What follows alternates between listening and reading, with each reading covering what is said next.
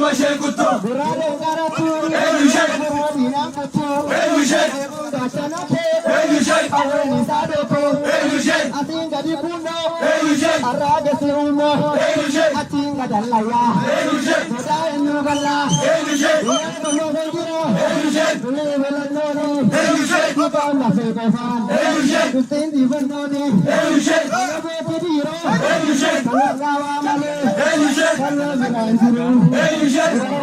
Male, Elushay,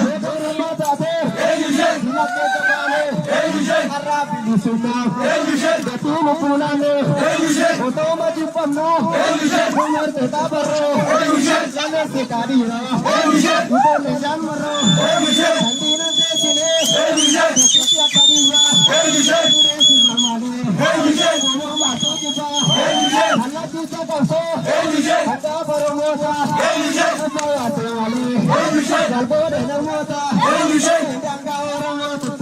Tete, Mashaikutu.